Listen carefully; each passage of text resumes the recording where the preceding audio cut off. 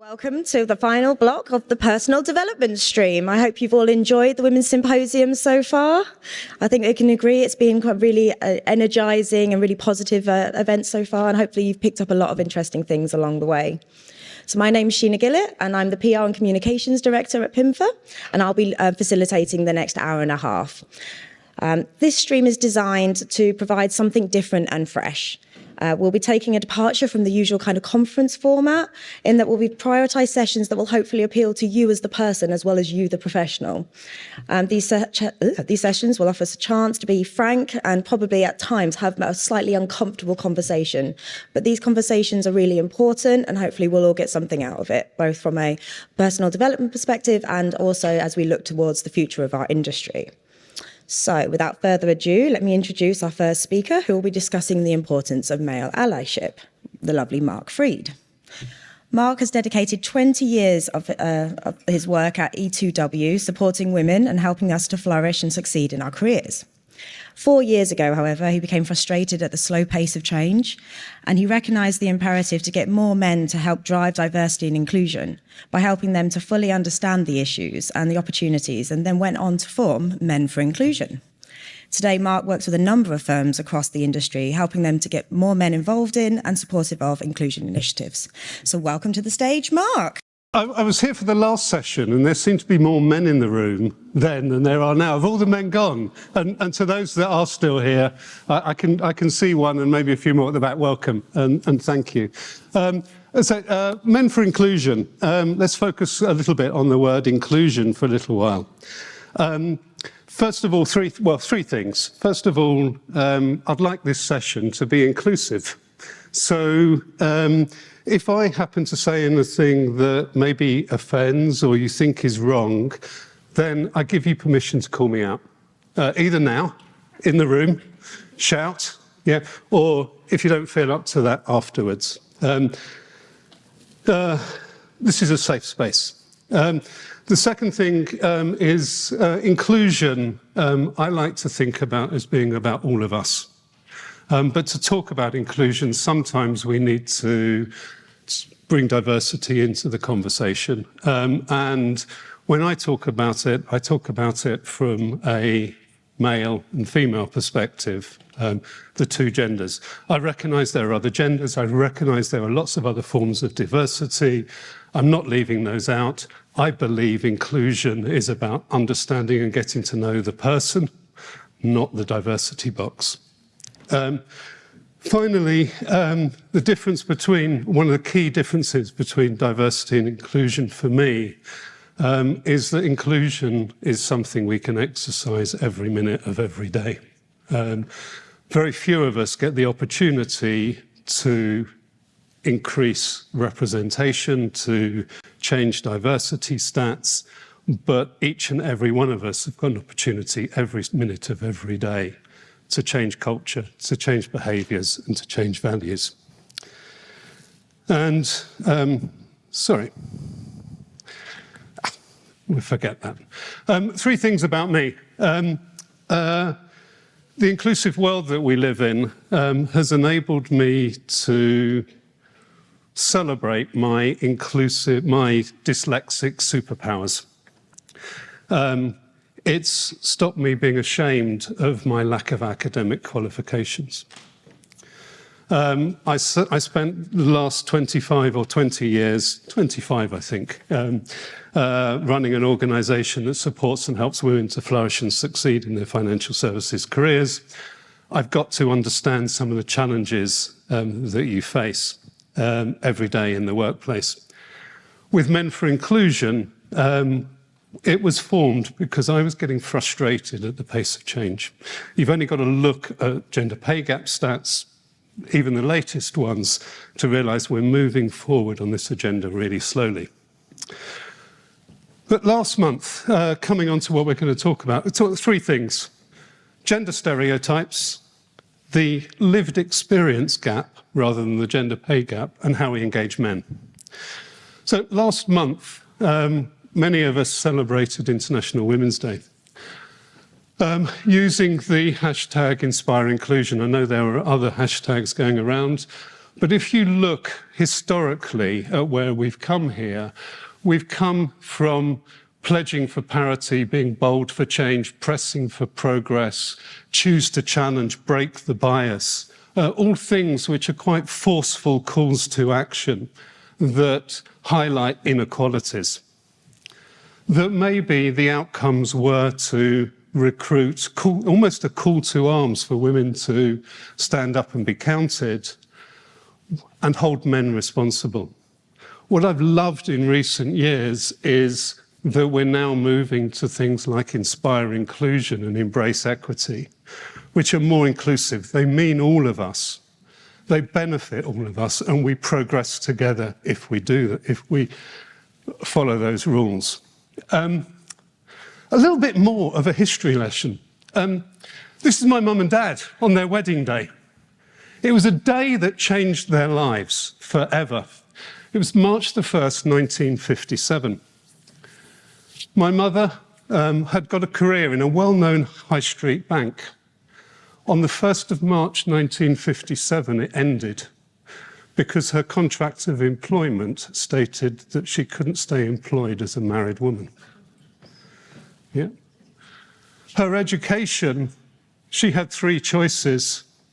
If she was clever, banking, accountancy, teaching, or a nurse. If she wasn't clever, a hairdresser. That's what she was taught at school. But the day she got married, society's expectations were that she'd become a homemaker, a cook, a cleaner, and a mother, a full-time mother. And societal's expectations of her was that she'd be a carer, domestic, obedient, grateful, subservient, emotional, and loyal. All characteristics that I associate with my dad. Yeah. But it changed my dad's life as well, because on that day, his career suddenly became super important because he was becoming the provider, the head of the household, the protector, the father. He wasn't allowed anywhere near the hospital on the day I was born 3 years later. The role of a father in those days was very different. You're not going to be surprised that those societal expectations of him I associate more with my mother. But in those days, you complied with those societal expectations. Today, let's move forward. You as women, and the women in the room, you've cut those apron strings of complying with outdated female stereotypes. You're in every aspect of our lives. You've got careers in the industry. You can be astronauts. You can invent vaccines to save us from viruses, airline pilots, top sports people. But also you've got the choice to be, and the choice and the opportunity to also be mothers, or indeed to be stay-at-home mothers. The only thing that's getting in your way is men, I would suggest. And I think that is because men have not grasped the opportunities that are being put in front of us to do away with our outdated male stereotypes. We're still complying. Yeah? And until we release ourselves from that straitjacket, things are going to continue to be a challenge in the workplace for you. And we need to encourage and get more men on side. I've only got 20 minutes, so I'm not going to go into all of those things. I'm going to move on. Men for Inclusion, before we set up, undertook a load of research at Cambridge University into the different lived experiences in the workplace of men and women. And what we found, unsurprisingly, is there was this thing that we now call the lived experience gap. Your experience in the workplace is likely to be around 30% poorer than mine, purely because you're women. That experience gap affects performance, motivation, retention. It affects you achieving your ambitions and progressing. And it's caused by things that we describe now as accidental sexisms. These accidental sexisms are a cost to businesses. They're about inclusion. You'll recognise some of them on the board there. There are things that happen to you in group situations, like not getting airtime at meetings, like being interrupted more than me, by having your ideas stolen by other people. But other things, being given the admin task, being questioned and expected to provide more evidence of your capabilities. Not being considered for opportunities when you have young children. This isn't to say these things don't happen to men, it's just they happen to you in greater abundance. They're more likely to happen to you. And our research has shown that there's between a 15 and 30% gap in these. And frankly, we need to close that gap. The only way we're going to close that gap is to get more men on board, more men on side, more men engaged in the conversation. Because we need to change culture, we need to change behaviours, and we need to change values. We need to become more inclusive. So, moving on to men. Where are men on the journey? Our research, and indeed other research that's out there, King's College recently, for International Women's Day, presented some research that suggested that up to 60% of men think that DE&I has gone too far and it's now discriminating against them. Our own research has pointed that figure at about 20%. It's a significant number. By the way, King's College research also showed that 40% of women thought it had gone too far. So we're clearly doing something wrong. The vast majority of the rest of the world are passive in this. How often are we stepping forward and thinking about diversity and inclusion? How often are we thinking about our own behaviours, our own values, our culture, and the type of culture that we want? Most men are completely passive in this. They're not moving forward. Where do we want to get them to, though? And I'm going to come over to this side of the board. Allies, we talk about allies and inclusion leaders. Allies are men that are supporting and helping you to succeed in the current culture, is our definition, with the current behaviours and the current values. So if you're being excluded from social networks, if you're not involved in that football conversation on a Monday morning, an ally might explain the offside rule to you. Yeah? An ally might encourage you to speak up, to have more presence, so you're not getting interrupted in meetings. But we think that's okay, but we want to get people to become inclusion leaders. We want them to think about changing the narrative, changing the way that meeting is run. Encouraging quiet voices to speak up just means everyone speaks louder. Changing the way that meeting is run enables everybody to contribute, not just those loud voices. So our mission is to move men towards becoming inclusion leaders. But how do we do that? And where are men on the journey? So I've left my clicker behind. Where are men on the journey? What we've seen is there are demotivators for men and there are motivators. And let's talk a little bit about the demotivators. There's a pressure for men to engage, a volume of messages, being scapegoated, a lack of role models, and people feeling that there's a reduced opportunity. I'm never going to get a job because I'm a straight white guy. But let's look at those. Let's look into some of those.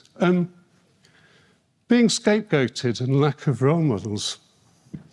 Charlotte earlier on, I believe her name was Charlotte, was talking and got a great laugh from saying men don't do the washing up. Yeah. But then a wonderful woman down here talked passionately about her husband and wanted to talk passionately about her husband, about being a stay-at-home father. And it was dismissed quite quickly. What a great role model he was. He has freed himself from the straitjacket of complying with outdated male stereotypes. Yet we ignore that because we prefer to laugh about men not doing the washing up. Yeah?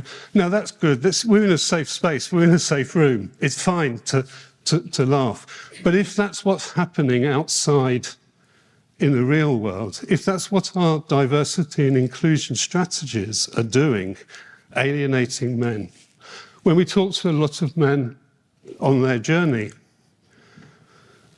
when we first started talking about diversity, it excluded us. We didn't fit a box. And then quite often our next interaction with it was to be brought into a room and be told that we were biased, albeit unconsciously, and then aggressive, albeit in a micro way. And then we saw our organisation making huge commitments to gender diversity and recruiting more women, etc., etc. And then maybe we did put our head through the door and were told we didn't do the washing up. Yeah? That, I think, and all these things are typically what our diversity strategies are doing. That's why 60% of men... Sorry, can I have my water? A dry mouth, thank you.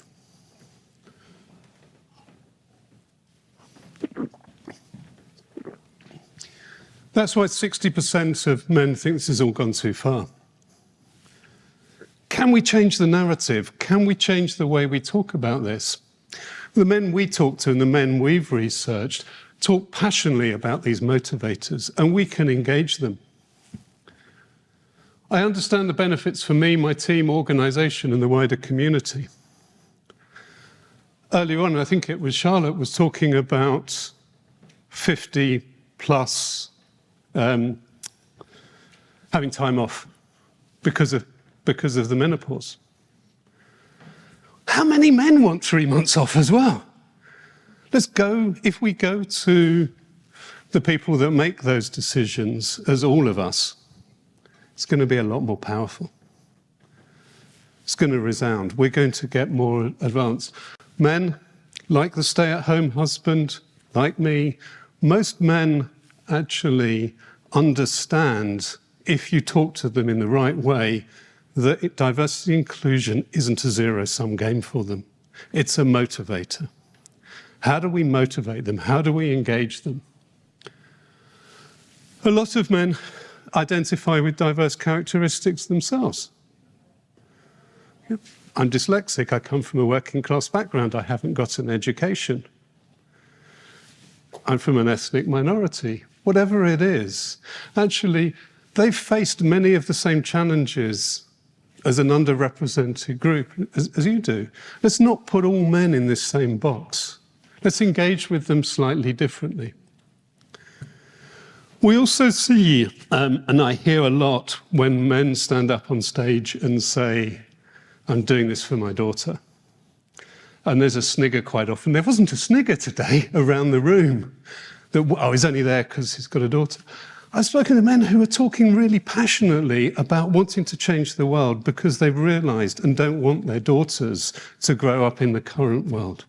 I was talking to a guy the other day who was talking passionately about how he had taken his daughters, who were mad keen on football, inspired by the wonderful Lionesses, down to join the local football club.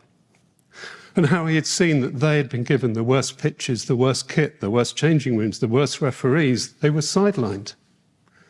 And that opened his eyes to what was happening in the workplace and changed the way he thought. I spoke to another man at a large investment manager, a C-suite, who we went through those accidental sexisms with him, and he looked at them and said, they don't happen here. That night, he went down to the company quiz night, got on the table with 3 blokes and a woman. She was immediately given the admin to do. She was given the answer sheet to fill in. That opened his eyes. We need to engage. Clearly, it's the right thing to do. There's a business case, and I've got targets. But let's think about actually changing the narrative, changing the way we speak to talk about all of us and engage all of us in this conversation. How do we do that? At Men for Inclusion, we've got a methodology: awareness, desire, understanding, capability, and embedding. Awareness of male relative advantage, not privilege, because I'm not totally privileged. I have some relative advantage. Awareness of the lived experience gap. Then we spend huge amounts of time with men and women leadership teams talking about how do we build the desire in these passive and resistant people? How do we get them to engage? What are the motivators? How do we change the narrative? Once we've done that, we can move on to helping them understand and build a capability of what they can do. The most important thing then is embedding. How do we embed this? So many, particularly leaders, will come up on stage and put the badge on of being an ally, etc., but then don't lead by example, don't follow up. So embedding is about ensuring and helping that this isn't just another workshop, another training session, that it's embedded in the organisation, that leaders and people up and down the organisation understand and care that this is a transformation, probably the biggest transformation in business and society for centuries. We need to treat it like a transformation and not a transaction. So, 6 things that I'm going to leave you with before we go to question and answers. We've got about 10 minutes left. Please, please, when you leave here, engage positively with men. Ensure that this is an all of us conversation. Men enjoy hybrid working, but they're not often given permission to talk about it. I was working with a board at a big insurance company. We started that desire element of the program, and it was a little bit difficult. It was a little bit challenging to get people talking. And then this man put his hand up and said to his male colleagues, "I've got a confession to make. I do the school run on a Wednesday, which is why I'm late." Yeah. Wow. Yeah. Not a big confession in this room, but around that board table, it was a huge thing for him to admit to. Yeah. A little later, we were talking about why the men in their business weren't taking paternity leave. And you kind of looked and you said, well, what about the role models? What are you doing to give people permission? I think if we go, most of the things that we want are the same. Let's go and demand those things. Let's make the conversation about all of us. Let's focus on motivators. Let's change the wording. Let's change the narrative. Yeah? Let's stop blaming men for all the ills in the world. I know we're responsible for a lot of them, but let's engage them and talk about being a stay-at-home father and how wonderful and what a great opportunity that is, and making that the norm rather than not doing the washing up. Celebrating the right male role models. I'm increasingly feeling and thinking that diversity is divisive. It pits us against each other. Yeah? I think we can't stop measuring it and ensuring that we're progressing. But most of us don't have the opportunity to change the representation of people from underrepresented groups in our world. But we do have the opportunity to change the culture, to change the behaviours, to talk about inclusion. And let's think and recognise that this is a transformation, not a transaction. We don't want, and when I look at D&I strategies, when I read gender pay gap reports, they're all about just a series of quite often unintegrated transactions. Let's make it a transformation. Let's see and make this a transformation project. How do we move this forward properly, well-funded way? And I would ask you to go away and think about that and talk to your organisations, talk to your firms about how we change this from a transformation to a transformation rather than a transaction. That's it from me. We have 5 minutes left for questions. I hope there are some in the room. Great, thank you very much.